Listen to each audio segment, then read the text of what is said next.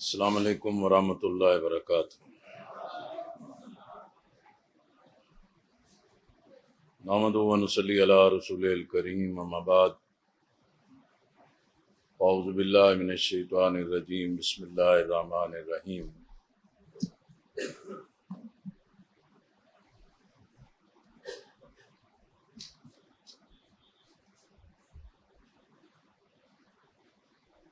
والمؤمنون والمؤمنات بعضهم اولیاء بعض یأمرون بالمعروف وینہون عن المنکر ویقیمون الصلاۃ ویؤتون الزکاۃ ویطیعون اللہ ورسولہ اولئک سیرحمهم اللہ ان اللہ عزیز حکیم۔ صدق اللہ العظیم۔ اللہم صلی علی سیدنا محمد وعلی آل محمد کما صلیت علی ابراہیم وعلی آل ابراہیم انک حمید مجید۔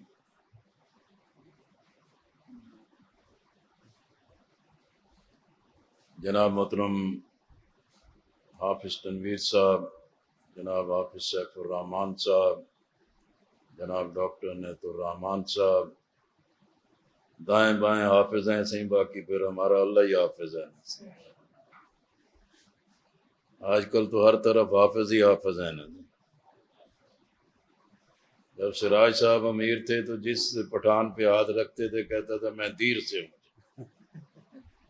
اب جس پہ ہاتھ رکھتے ہیں وہ کہتا ہے میں حافظ ہوں۔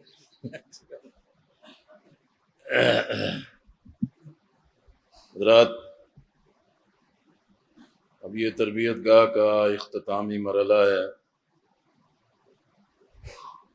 شعبہ تربیت والے ماشاءاللہ اس پورے پروگرام کے لیے بڑی محنت اور بڑی مرثی کرتے ہیں،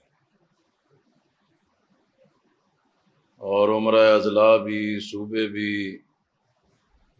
مرکز کے اس پروگرام کے لیے ایک مسلسل توجہ بھی کرتے ہیں، اور کارکنان کی ہمیشہ ہر جگہ یہ خواہش بھی ہوتی ہے، لیکن مصروفیات بھی، معاشی مسائل بھی، پھر جو ایک اخراجات کا ایک بہت بڑا بوجھ ہے،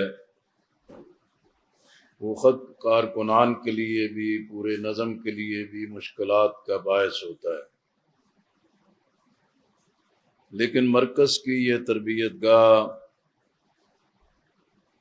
اس اعتبار سے بہت اہمیت کی حامل ہے، پورے ملک سے کارکنان اپنے طے شدہ شیڈول کے مطابق آتے ہیں، جماعت کے ذمہ داران کے ساتھ، اور یہاں جو پروگرام ترتیب دیا جاتا ہے اس کے مطابق مختلف موضوعات پر ذہنی تربیت کا بھی اہتمام ہوتا ہے، اور میدان عمل کی جو مشکلات ہیں اس کے بارے میں بھی آگاہی حاصل ہوتی ہے۔ پھر پوری امت کے لیے، پورے ملک کے لیے، ریاست کے لیے جو مسائل درپیش ہیں اس پر جماعت کی حکمت عملی کے حوالے سے براہ راست کارکنان کو آگاہی ہوتی ہے۔ اس لیے صوبہ سندھ کے ان اضلاع سے جو ایک مشکل ترین حالات میں اللہ کے دین کی دعوت کا کام کر رہے ہیں، ان کا اس تربیت گاہ میں آنا ایک بہت بڑی نعمت بھی ہے، اور اقامت دین کی اس تحریک کے لیے ایک بہت بڑی تقویت کا باعث ہے۔ اس لیے میری دعا ہے کہ اللہ تعالیٰ اس پروگرام کو، اس تربیت کو، اس محنت کو، اس ایثار کو ہر فرد کی اپنی ذات کے لیے بھی، جماعت کی دعوت اور تنظیم کی وسعت کے لیے بھی، اور اللہ کے دین کے غلبے کے لیے جو ہمارا مشن ہے اس کی تکمیل کے لیے ہم اپنی حد تک ہر طریقے سے اس کام کو پورا کرنے کی کوشش کریں۔ میں شکر گزار ہوں کہ آپ نے سندھ کی یہ ٹوپی، جو روایات میں تو یہ بلوچوں کی ٹوپی ہے پر سندھی قابو ہو گئے ہیں، لیکن میں شکریہ ادا کرتا ہوں۔ اجرک میرا خیال ہے اس لیے نہیں پہنائی کہ جب سے زرداری کا دور آیا ہے اجرک کا رنگ بھی پھیکا پڑ گیا ہے، کچا پڑ گیا ہے۔ بہرحال آپ کا بہت بہت شکریہ۔ کچھ ساتھی کہہ رہے تھے کہ میں پہلے یہ ٹوپی پہنتا تھا پھر اس کو چھوڑ دیا۔ بالکل، میں جب سندھ میں جاتا ہوں وہاں کے دوست کہتے ہیں کہ آپ یہ ٹوپی پہنیں، تو میں نے یہ پہننی شروع کی۔ پہلا یا دوسرا دن تھا، میں لاہور میں پہنی تو پہلے بندے نے مجھے کہا کہ لیاقت صاحب آپ بھی ڈاکٹر طاہر القادری بن گئے ہیں۔ میں نے ٹوپی اٹھائی اور نیچے رکھ دی۔ بہرحال سندھ کی اس ٹوپی کا بڑا احترام ہے، عزت ہے، وقار ہے، آپ نے محبت سے دی ہے، میں آپ کا شکریہ ادا کرتا ہوں۔ حضرات محترم، جیسا کہ حافظ سیف الرحمن صاحب نے جماعت اسلامی کی دعوت ہے جو دین کی دعوت ہے، اس کے راستے کی کیا مشکلات ہیں اور کس انداز میں عامت الناس کو، اہل اسلام کو، اہل دین کو اللہ کے دین کے راستے سے ہٹانے کی کیا کیا کوششیں جاری رہتی ہیں، اور اسی طرح ہماری دعوت جو ہم اس معاشرے میں، سماج میں، ریاست میں اور عامت الناس پر اس کا غلبہ چاہتے ہیں، اس کے لیے انسانوں کے لیے کیا فائدہ ہے اور انسانی معاشرے اور سماج کے لیے کیا فائدہ ہے، اور اس دعوت دین کی بنیاد پر جو انسانوں کے لیے دنیا اور آخرت کے نقصانات ہیں ان سے ان کو کیسے بچایا جائے، اور اس دعوت کی بنیاد پر کامیابی کیا ہے، اس کی منزل کیا ہے، اور ہم اس محنت کی بنیاد پر کس منزل اور کس نصب العین کے ساتھ آگے بڑھنا چاہتے ہیں۔ اسی حوالے سے میں چند باتیں جو عرض کرنا چاہتا ہوں۔ کوئی بھی کتنی تقریر میں باتیں سمجھا لے، دروس قرآن کے ذریعے جتنی بھی باتیں سمجھا لے، لیکن جب بندے کا اپنا دل تیار نہ ہو، جب اس کے ذہن کی آمادگی نہ ہو، اور جب وہ اس پیغام اور اس دعوت کو سمجھنے کی کوشش نہ کرے، تو ظاہر سی بات ہے کہ تقریر تو بندہ سنتا ہے، ایک کان سے سنتا ہے، دوسرے سے نکال دیتا ہے۔ بہت کم لوگ ہوتے ہیں کہ جن پر براہ راست کسی کی بات کا اس کے دل پر، اس کے اندر کے انسان پر اس کا اثر پیدا ہو۔ اصل بات تو یہ ہے کہ جو یہ کام کرنا چاہتا ہے وہ محض ایک ہوائی نمائشی اور ایک بڑک مارنے والی باتیں نہ کرے، دلیل سے بات کرے، دین کے پیغام کو سمجھ کر اس کو آگے بڑھانے کی کوشش کرے۔ اس دعوت کو سمجھنے کے لیے ناگزیر ہے کہ ہمارے کارکن، ہمارے ساتھی اس کا مطالعہ کریں، اپنے اندر خواہش اور تمنا پیدا کریں کہ میں جس سے بھی بات کروں وہ دین کی دعوت کی بنیاد پر دلیل کی بات ہونی چاہیے۔ لیکن جب آدمی کے پاس دلیل نہیں ہوتی، جب آدمی پوری بات کرنے کا سلیقہ نہیں رکھتا، اور کسی تک اپنا پیغام پہنچانے کا ایک پورا ملکہ اس کے اندر نہیں پیدا ہوتا، پھر وہ جھگڑا پیدا کرتا ہے، پھر وہ ایک ٹینشن پیدا کرتا ہے، اور پھر دوسروں کے بارے میں وہ ہمیشہ منفی سوچیں پیدا کرتا ہے، اور یہی سمجھتا ہے کہ یہ ہیں ہی برے، انہوں نے تو کوئی بات سمجھنی نہیں ہے، اور انہوں نے کسی بات کو سمجھ کر ہمارا ساتھ نہیں دینا۔ تو ممکن ہے کہ لوگوں کے اندر کی بھی اپنی ضد ہو،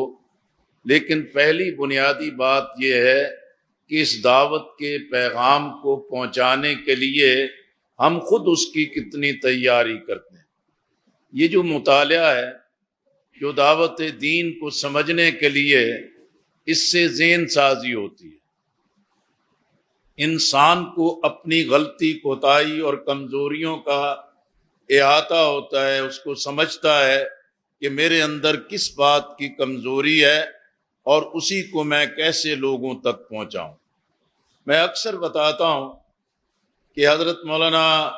جلال الدین عمری رحمۃ اللہ علیہ انڈیا کے جماعت کے امیر تھے،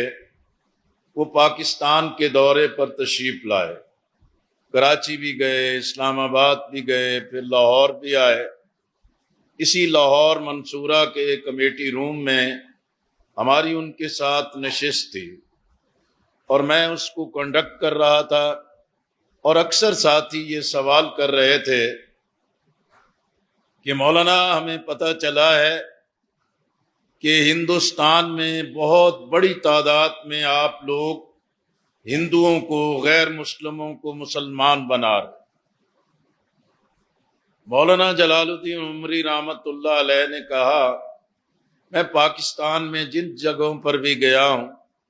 ہر جگہ مجھ سے یہی سوال کیا گیا، لیکن میں آپ کو بتا دینا چاہتا ہوں کہ جماعت اسلامی ہند کسی کو زبردستی مسلمان بنانے کی مہم یا تحریک نہیں چلا رہی، اور زبردستی کسی پر اپنے رائے کو مسلط کرنے کی کوشش نہیں کر رہے، بلکہ ہم تو معمول کی دعوت کا کام کرتے ہیں، دین کا پیغام پہنچاتے ہیں۔ لیکن انہوں نے کہا کہ جب کبھی بھی ہم ایسے لوگوں کے ساتھ بیٹھتے ہیں کہ جو نو مسلم ہیں، جو دائرہ اسلام کے اندر داخل ہوئے ہیں، ان سے پوچھتے ہیں، سوال کرتے ہیں کہ تم بتاؤ کہ کیسے اسلام کے دائرے میں داخل ہوئے۔ انہوں نے کہا کہ اکثر یہی ہوتا ہے، کوئی یہ نہیں کہتا کہ میں فلاں کی تقریر سے متاثر ہو گیا ہوں، یا فلاں کے درس سے متاثر ہو گیا ہوں،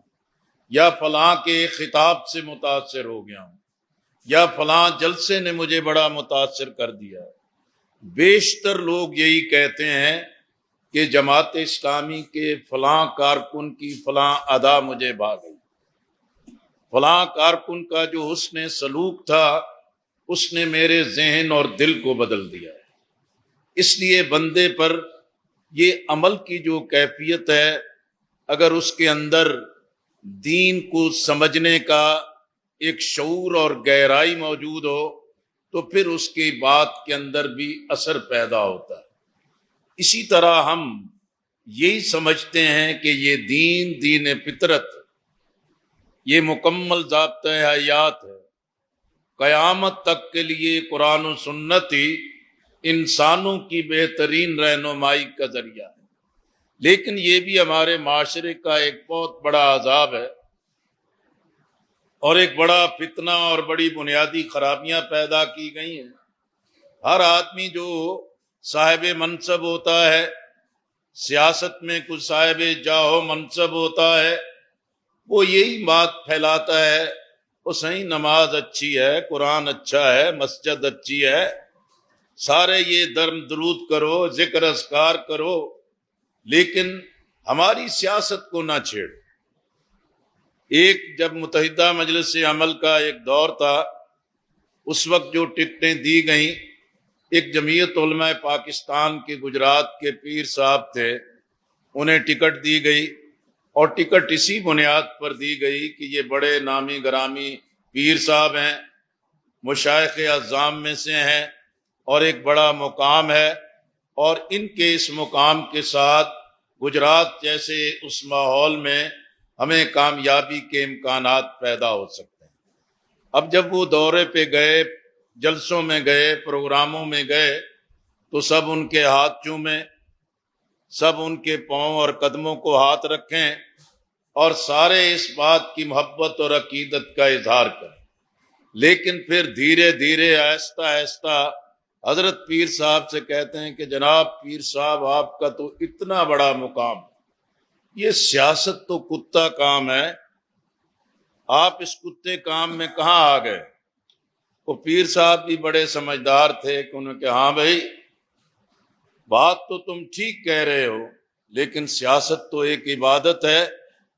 لیکن اس سیاست کی عبادت میں کتے گھس گئے ہیں۔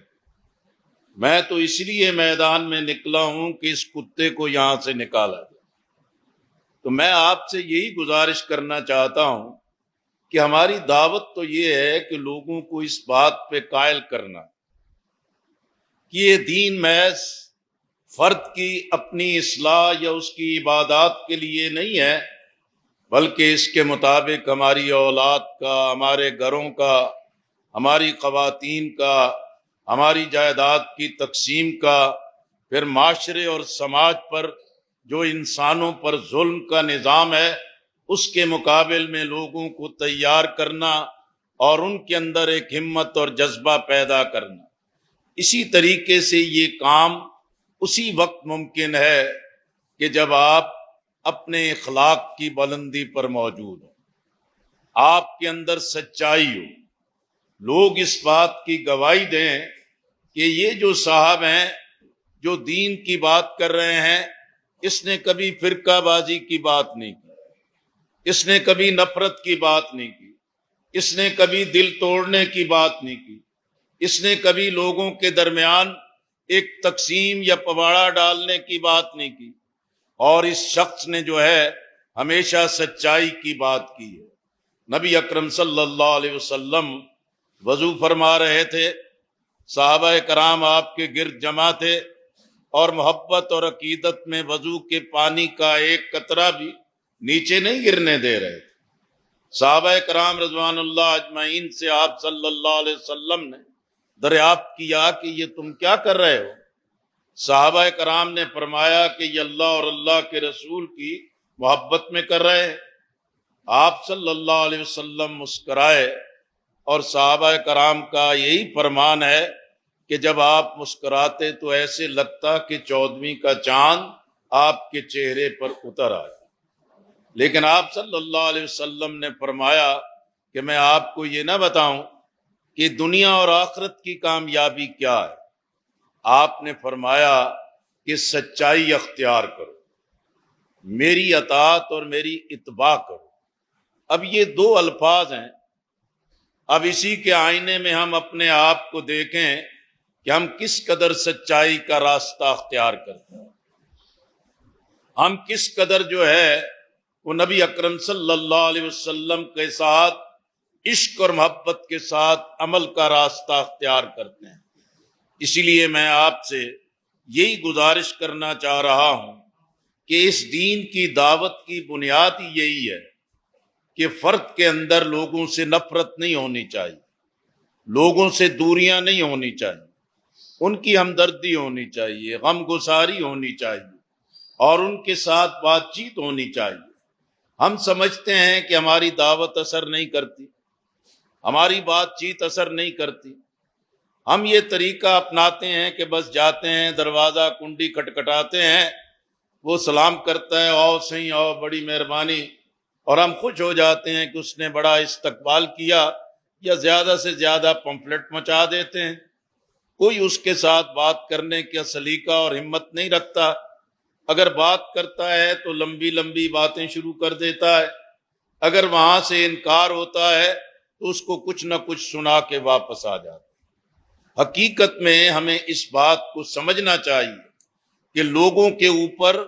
معاشرے اور سماج کے بڑے منفی اثرات، لوگوں کے اوپر زمینداری، سرمایہ داری اور وڈیرہ شاہی، جاگیرداری، چودراٹوں، سرداروں، تمنداروں کے ایک بڑے منفی اثرات ہیں۔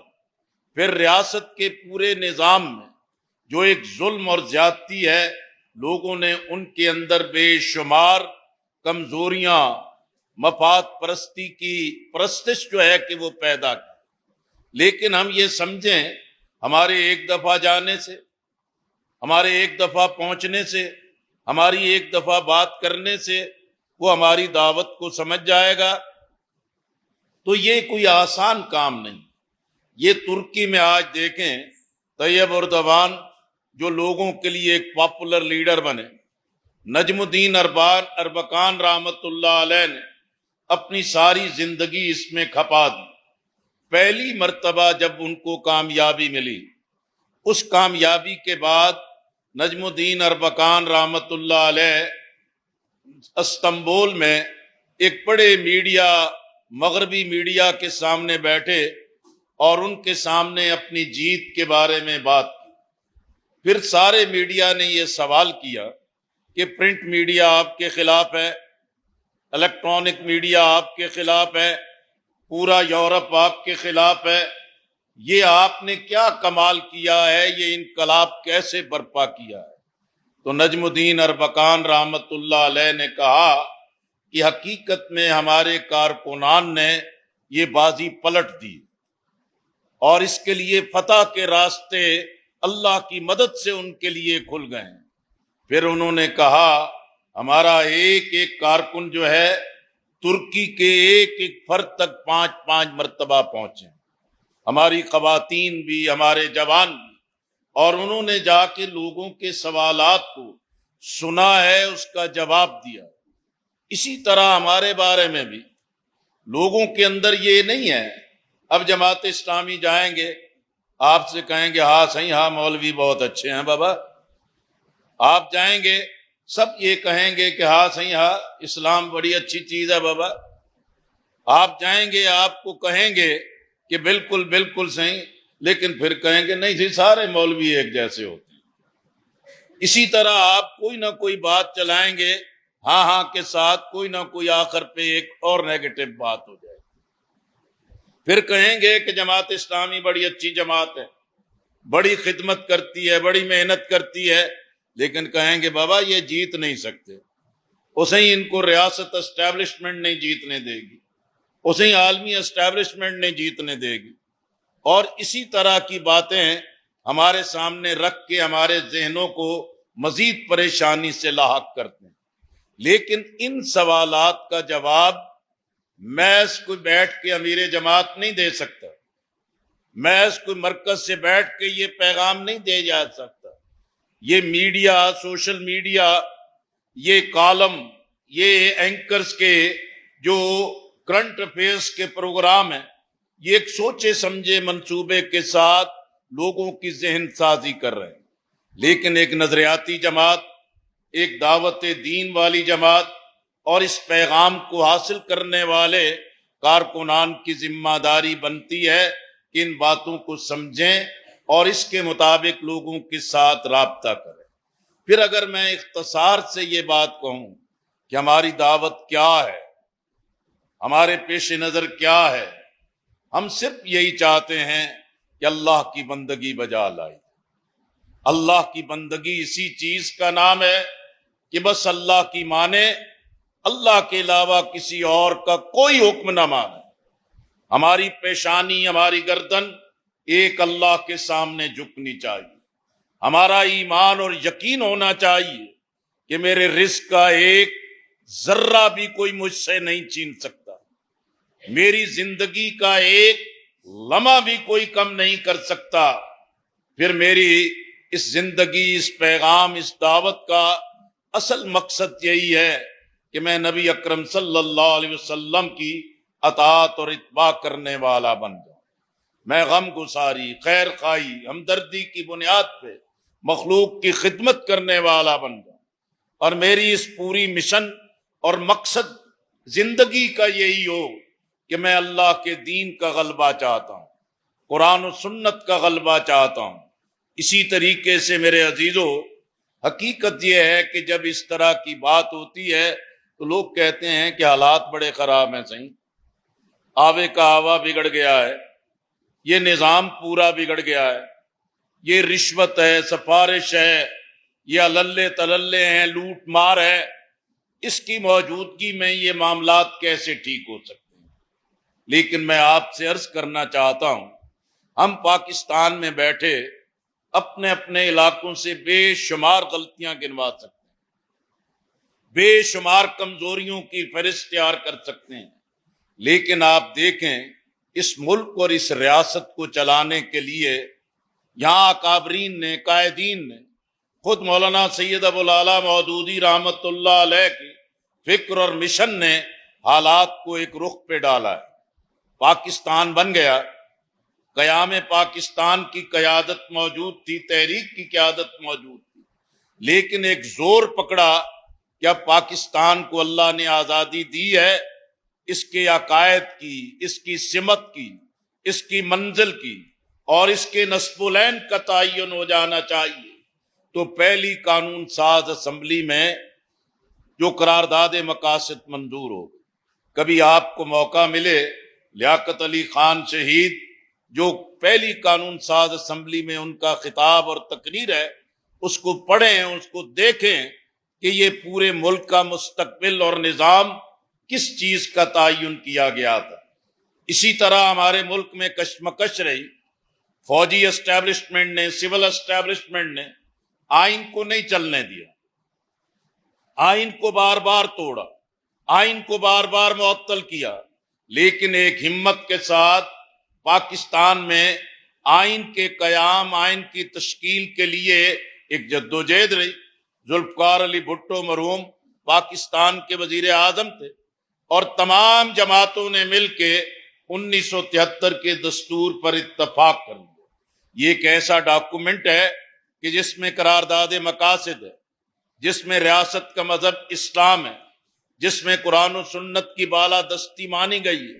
جس میں ہماری جمہوریت، پارلیمنٹ، ہماری سیاست، ہماری پارلیمانی اقدار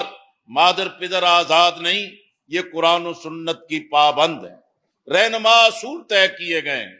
کہ ہماری تعلیم، ہماری معاشرت، ہماری سماج، ہماری معیشت اور ہمارا یہ پورا ریاست کا نظام کن بنیادوں کے ساتھ پابند ہونا چاہیے۔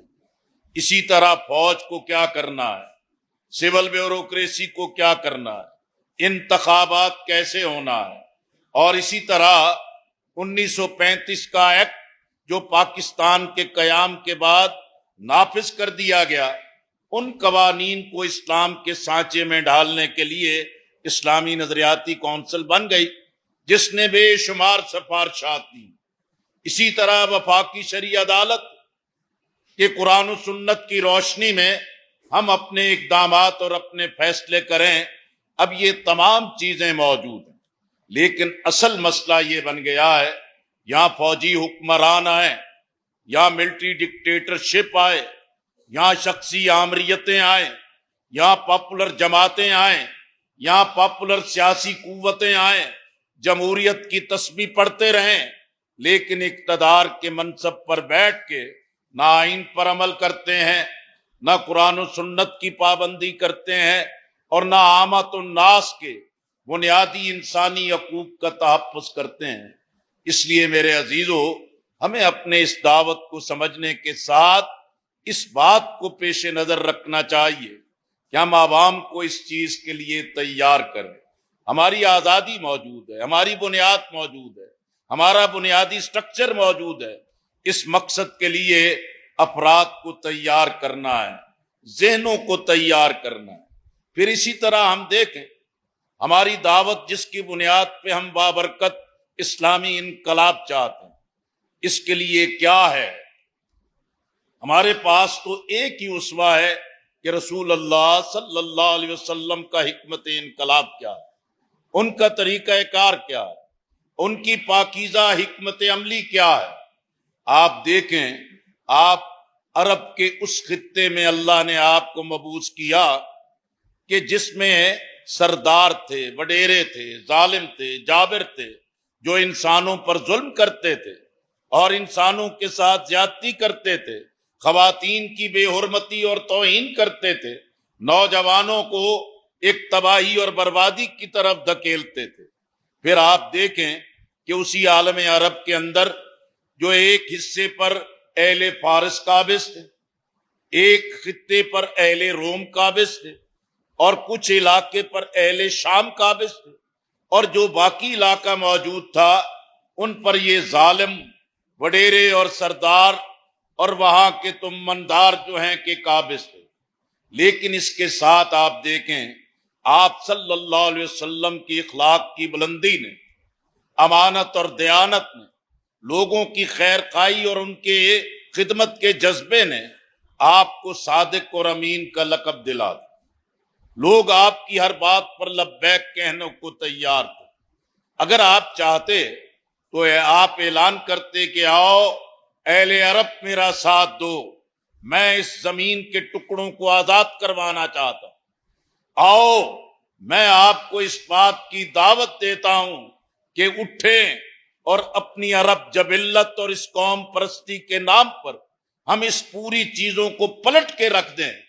لیکن آپ صلی اللہ علیہ وسلم نے یہ راستہ اختیار کرنے کی بجائے توحید کا راستہ اختیار کیا، اللہ کے پیغام کو عام کرنے کا راستہ اختیار کیا، لوگوں کے ذہن سازی، کردار سازی کا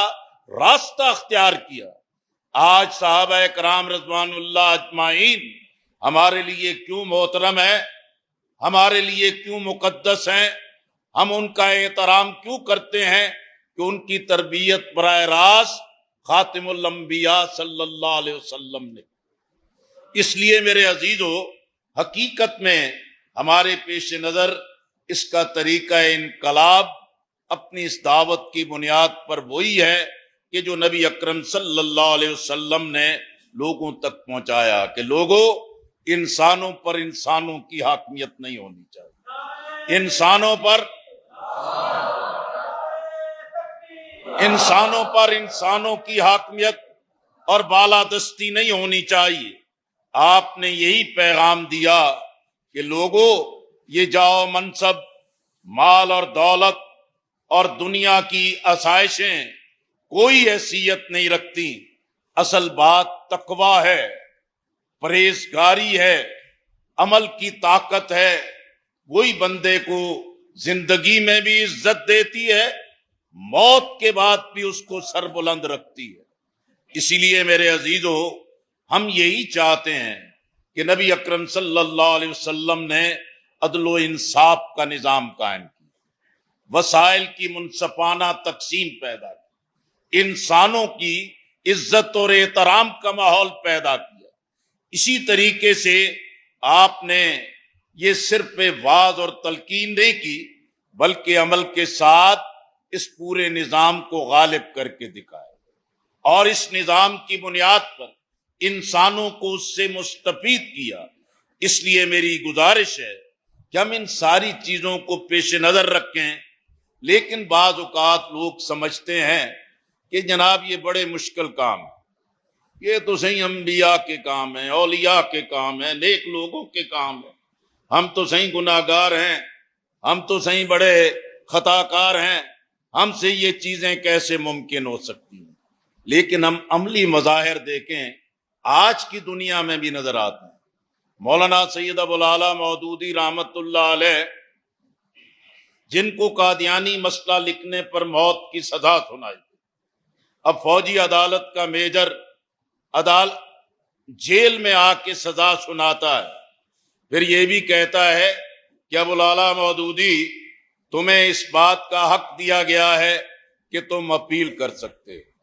تو مولانا مودودی رحمت اللہ علیہ نے یہی فرمایا کہ اگر ختم نبوت کے تحفظ میں مجھے موت ملتی ہے تو اس سے بڑی سعادت کیا ہو سکتی ہے، اور اگر مجھے موت یہ دینا چاہتے ہیں اور میری موت کا لمحہ نہیں آیا تو یہ حکمران الٹے بھی لٹک جائیں تو یہ مجھے پھانسی کے پھندے تک نہیں لے جا سکتے، اور اگر میری موت کا لمحہ آ گیا ہے تو پھر کوئی دنیا کی طاقت مجھے زندگی نہیں دے سکتی۔ مولانا گلزار احمد مظاہری رحمت اللہ علیہ بڑے خطیب اسلام تھے، جمعیت تدال علماء کے پاکستان کے صدر رہے، وہ تصوف میں صوفیزم کی طرف تھے۔ وہ کہتے ہیں کہ میں نے جب اخبار میں 53 میں یہ بات پڑھی کہ ایک شخص ہے جس کو موت کی سزا سنائی گئی اور اپیل کے موقع پر وہ اس طرح کا جواب دے رہا ہے، اس نے کہا کہ اس سے بڑی توحید پر یقین کیا ہو سکتا ہے، اس سے بڑا اللہ پر یقین کیا ہو سکتا ہے کہ جو اپنی زندگی کے لیے نہیں بلکہ مشن اور مقصد کو پیش نظر رکھتا ہے۔ اسی طرح ہم دیکھیں کہ آج بعض لوگ سمجھتے ہیں کہ یہ عالمی اسٹیبلشمنٹ اور یہ راستے کی رکاوٹیں ایک بڑی مشکلات پیدا کر سکتی ہیں، لیکن آپ نے دیکھا افغانستان میں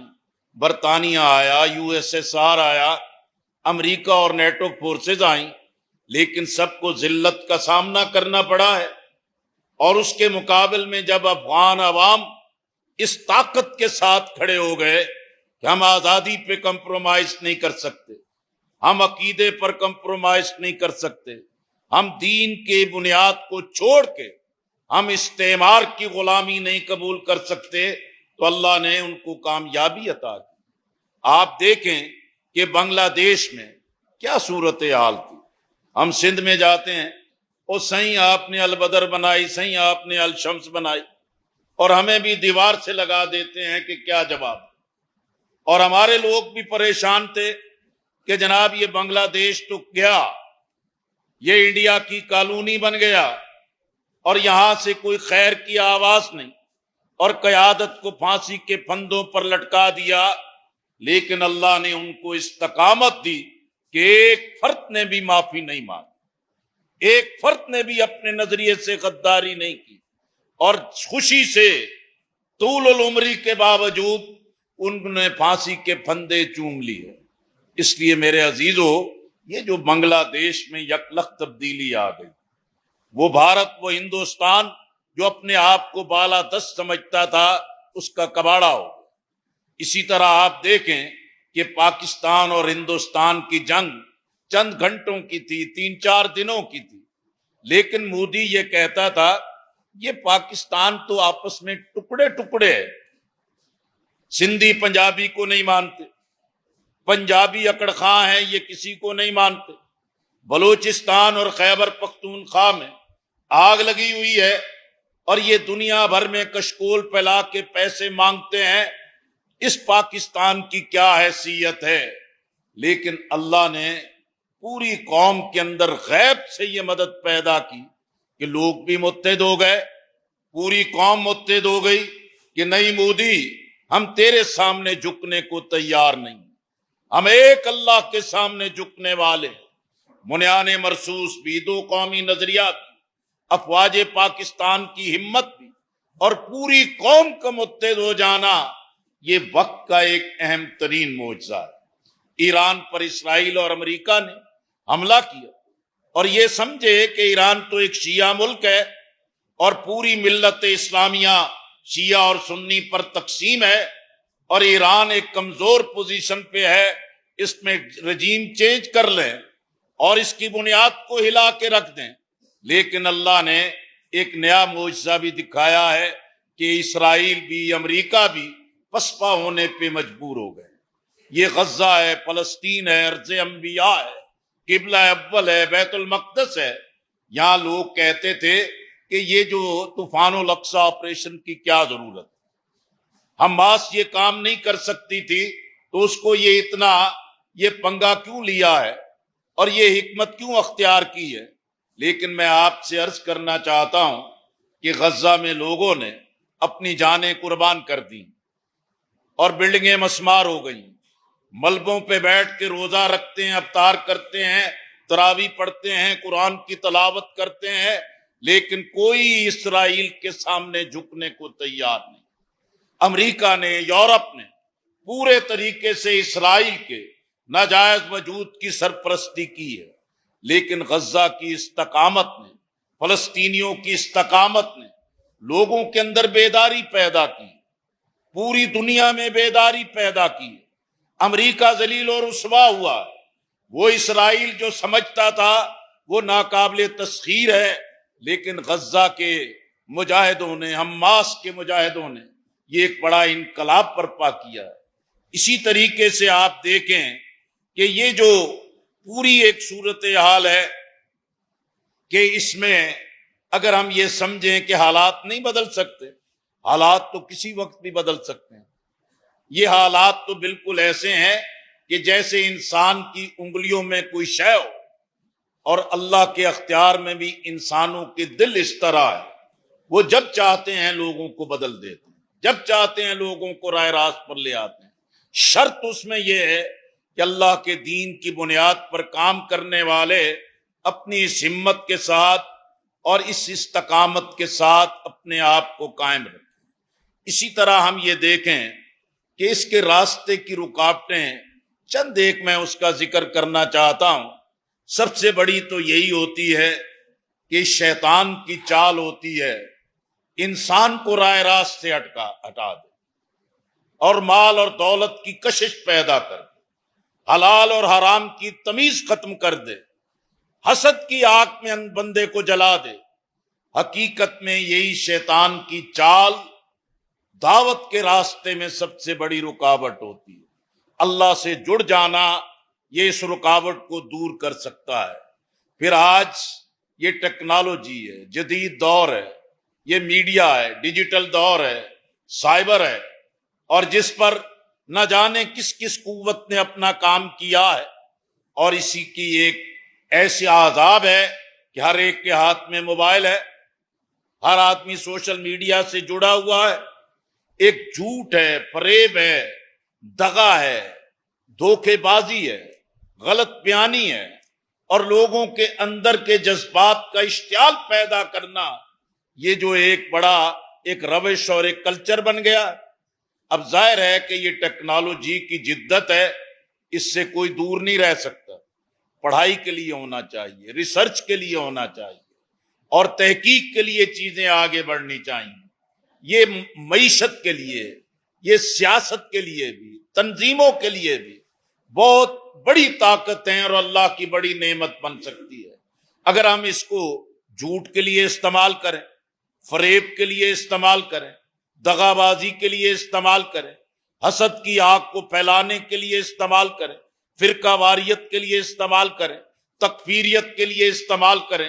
اور انسانوں میں تفرقے پیدا کرنے کے لیے استعمال کریں۔ مولانا سید ابو الاعلیٰ مودودی رحمت اللہ علیہ نے جہاں اشتراکیت کے بارے میں، قوم پرستی کے تعصبات کے بارے میں، سرمایہ دارانہ نظام کے حوالے سے جو لافانی اور عجیب و عظمت والی باتیں کی، لیکن مولانا نے ایک مرتبہ یہ بھی فرمایا کہ ہماری دعوت اربا انسانوں تک پہنچنی چاہیے، کروڑا انسان اس سے متاثر ہونے چاہیے، لاکھوں لوگ ہمارے جلوں میں چلنے چاہیے۔ لیکن میں اور آپ اس بات پہ سوچیں، یہ اتنا آسان ذریعہ کل نہیں سمجھ آتا تھا۔ مولانا نے جو بات فرمائی تھی، آج اگر ہمارا ہر کارکن، ہمارا ہر نوجوان، ہمارا ہر طالب علم، ہماری ہر بیٹی، ہماری خواتین گھروں کے اندر بھی اس محاذ پر بھی اپنے لیے چیلنج بنا لیں کہ میں نے اس کو اللہ کے دین کی دعوت کے لیے استعمال کرنا ہے، تو حقیقت میں یہ پیغام اربا انسانوں تک پہنچ سکتا ہے، کروڑوں انسان اس کے لیے قائل ہو سکتے ہیں، لاکھوں انسانوں کو ہم اپنے ساتھ تیار کر سکتے ہیں۔ اسی طریقے سے آپ دیکھیں کہ آج کی سب سے بڑی رکاوٹیں یہ بن گئی، گھر تباہ ہے، خاندانی اقدار کمزور ہو رہی، اولادوں پر گرفت کمزور ہو رہی، ہمسائے اور ہمسائے کے تعلق کمزور ہو رہے، انسانوں کے ساتھ مفاد پرستی کے تعلقات بنتے چلے جا رہے ہیں۔ لیکن میرے عزیزو، اس کا مرکز تو گھر ہے، ہماری اولاد ہے، ہماری خواتین، ہماری بیٹیاں ہیں۔ لیکن ہمارے گھر میں ٹی وی تو چلتا رہے، انٹرنیٹ کا کنیکشن تو ہو، سوشل میڈیا پہ سب بیٹھے رہیں اور ایک دوسرے پر تنقید کرتے رہیں، لیکن گھر کا سربراہ، گھر کا بڑا، گھر کے نوجوان اپنے گھروں کی فکر نہ کریں، اپنی اولادوں کی فکر نہ کریں، اپنے خواتین کی فکر نہ کریں، پھر یہی ہم سنیں گے نا، وہ صحیح بچے نہیں مانتے، صحیح جب بچے نہیں مانتے پھر منگنی کی تقاریب ہوں، شادی کی تقاریب ہوں، کوئی بھی گھر کے اندر کی تقاریب ہوں، پوری ثقافت ملیا میٹ ہوتی چلی جا رہی،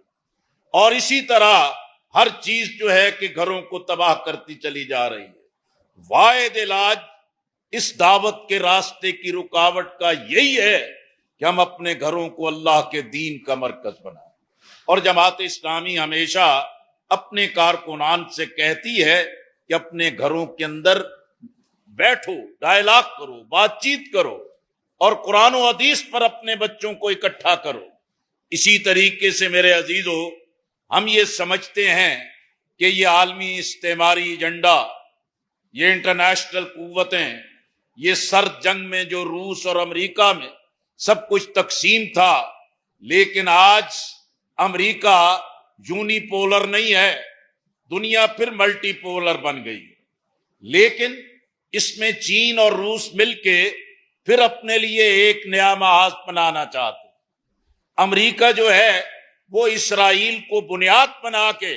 مڈل ایسٹ کو اپنے زیر کرنا چاہتا ہے اور عالم اسلام کو تقسیم رکھنا چاہتا ہے، لیکن ہمارے پیش نظر اس کا راستہ اس کے سوا کوئی نہیں۔ ہم اتحاد امت کا جذبہ پیدا کریں، ہم درد مشترک اور قدر مشترک کا جذبہ پیدا کریں، ہم امت کے مسائل کو امت کے اتحاد کے ذریعے تلاش کریں۔ آج امت متحد ہو جائے، عالم اسلام عسکری بنیاد پہ، سیاسی بنیاد پہ، سفارتی بنیاد پہ، اقتصادی بنیاد پہ، سائنس اور ٹیکنالوجی کی بنیاد پہ آپس میں ایک پیج پر آ جائیں تو یہ فلسطین اور کشمیر کا مسئلہ ہی حل نہیں ہوگا، یہ عالم اسلام اس گرتی زوال پذیر دنیا میں اپنی اہمیت اور طاقت کو تسلیم کروا لے۔ اس لیے یہ جو رکاوٹ ہے، اس کے لیے ہمارے اندر یہی جذبہ قائم ہونا چاہیے کہ عالم اسلام کا اتحاد اور امت کا اتحاد ناگزیر ہے۔ اسی طرح ہم دیکھتے ہیں کہ اندرونی طور پر انسان اغوا ہوتے ہیں، بد امنی ہوتی ہے، اپر سندھ کے اضلاع بڑی پریشانیوں سے دوچار ہیں۔ ابھی گزشتہ عرصے میں جناب حافظ نصر اللہ چنہ صاحب کی قیادت میں وہاں کے اضلاع کے لوگ جو ہے کہ اسلام آباد میں احتجاج کے لیے ہم بھی پہنچے، ہم نے بھی بالکل ان کی پشتبانی کی، لیکن آواز اٹھائی اور اس چیز کو بتایا کہ سندھ کے عوام کے ساتھ کیا ہو رہا ہے، ہندو برادری کے ساتھ کیا ہو رہا ہے، تاجر برادری کے ساتھ کیا ہو رہا ہے۔ اسی طرح ہم بلوچستان میں دیکھیں، لاپتہ افراد کا مسئلہ ہے، ماہی گیروں کا مسئلہ ہے، سی پیک کے ساتھ جو ایک ناانصافی بلوچستان سے ہوتی ہے اس کا مسئلہ ہے، اور بلوچستان میں جو مائن ہیں، منرلز ہیں، معدنیات ہیں، ان پر قبضے کی بات ہے۔ خیبر پختونخوا میں آج کئی اضلاع ہیں کہ جہاں بد امنی ہے، سرے شام سڑکیں بند ہو جاتی، لوگ سفر نہیں کر سکتے، لوگ اغوا ہو رہے ہیں، پرچی اور بھتہ خوری کی چٹیں آتی۔ ان سارے مسائل میں آج کی کیفیت اور حالت بھی اسی صورت میں سدھر سکتی ہے۔ ہمارے پیش نظر دو مطالبات ہیں۔ ہم وزیر اعظم سے ملے بھی اور کہے بھی کہ یہ دہشت گردی اور بد امنی کے خاتمے کے لیے، امن کے قیام کے لیے ایک قومی کانفرنس بلائیں، آل پارٹیز کانفرنس بلائیں، تمام سٹیک ہولڈر بیٹھیں اور قومی ایکشن پلان کو ریویو کیا جانا چاہیے۔ اسی طرح پاکستان کے جو عالمی سطح پر جو بڑے چیلنجز درپیش ہیں، اور یہ دباؤ کہ اسرائیل کو تسلیم کرو، یہ دباؤ کہ ہندوستان کی بالادستی کو قبول کرو اور کشمیر کے معاملات پر ہم خاموشی اختیار کر لیں، یہ چیزیں مزید تباہی کی طرف لے کے جائیں گے۔ اس مقصد کے لیے ہم چاہتے ہیں قومی کانفرنس ہو، آل پارٹیز کانفرنس ہو، قومی قیادت اکٹھی ہو، عسکری اور حکومتی قیادت اکٹھی ہو، اور اس حوالے سے جو ایک درست راستے کا چیزیں اختیار کریں۔ اسی طرح ایک لوگ سمجھتے ہیں ہم صحیح جتنی باتیں کر لیں، یہ انتخاب کا نتیجہ تو کہیں اور سے آتا ہے، یہ فیصلے تو کہیں اور سے آتے ہیں، یہ فارم 47 تو کہیں اور تیار ہوتا ہے، یہ لوگوں کو ان کے حق سے محروم کیا جاتا ہے۔ لیکن میں آپ سے عرض کرنا چاہتا ہوں، اس میں تنہا فوج اور اسٹیبلشمنٹ ہی مجرم نہیں، بلکہ پاکستان کی سیاسی جماعتیں، سیاسی قیادتیں، سیاسی لیڈرشپ جو ایک اقتدار کی ہوس میں ہے، یہ اسٹیبلشمنٹ کے اعلی کار بنتے ہیں، ان کے ہاتھ کی چھڑی اور جیب کی گھڑی بنتے ہیں، اور ان کے اشاروں پر ناچتے ہیں اور ان کے پیچھے لگتے ہیں، جس کی وجہ سے جمہوریت، انتخاب اور یہ پورا ریاستی نظام ایک تباہی سے دوچار ہوا ہے۔ اس کا علاج بھی اس کے سوا کوئی اور نہیں کہ سیاسی بحران سیاسی بنیادوں پر حل ہونے چاہیے، سیاسی ڈائلاگ ہونا چاہیے، اور سیاست بند گلی میں نہیں جانی چاہیے، اور قومی قیادت کو ان مسائل کا حل تلاش کر لینا چاہیے۔ بس میں آپ سے عرض کرنا چاہتا ہوں کہ جماعت اسلامی نے اس مقصد کے لیے، اس کی مرکزی مجلس شورا نے ان بحرانوں کے خاتمے کے لیے 12 نکات کا ایک ایجنڈا دیا۔ آپ ایشیا پڑھیں، اس کے اندر تمام قراردادیں موجود ہیں۔ یہ قراردادیں اسی لیے ہوتی ہیں کہ ہمارا کارکن پڑھے اور اس کے سامنے پوری دلیل کی طاقت موجود ہونی چاہیے۔ لوگ اس کی طرف توجہ نہیں دیتے۔ اب یہ ترجمان القرآن کا یہ پرچہ لے کر آئے ہیں، اب یہ ترجمان القرآن مولانا سید ابو العلا مودودی رحمت اللہ علیہ نے جس کا آغاز کیا اور لوگوں کے ذہنوں کو بدلا، ان کے بعد نعیم صدیقی مرحوم نے، عبدالحمید صدیقی مرحوم نے، خرم مراد مرحوم نے، مسلم سجاد مرحوم نے،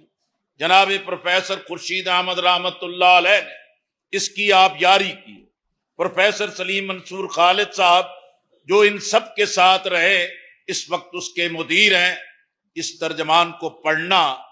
اس کو پھیلانا، یہ ذہن سازی کا ذریعہ ہے، اور اس کی طرف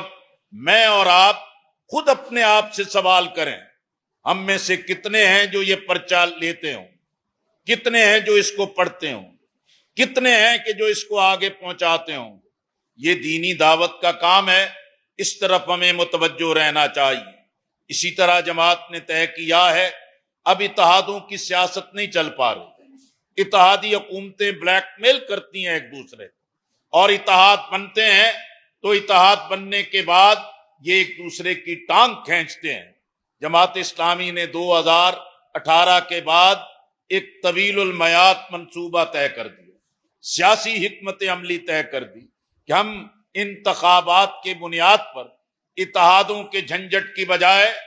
اپنی کردار، اپنی خدمت، اپنی نیک نامی، عامت الناس سے رابطے کے ساتھ ہم اپنی بنیاد پر آگے بڑھیں گے۔ الحمدللہ 2024 کے الیکشن میں سیٹیں نہیں ملی، لیکن پہلے کی نسبت ہمیں 2.5 گنا زیادہ ووٹ ہمیں ملے۔ اگر آج بھی ہم طے کر لیں کہ آنے والے انتخاب میں ہمیں اس 26 لاکھ سے بڑھ کے ہمیں 75 لاکھ ووٹ حاصل کرنے ہیں، تو آپ اس ملک کی بڑی سیاسی طاقت بن جائیں۔ آپ کی اپنی بنیاد پر آپ کی طاقت ہوگی۔ اسی لیے میں آپ سے یہی گزارش کرنا چاہتا ہوں کہ یہ جو ہم نے ممبر سازی کی ہے، عوامات الناس سے ملیں،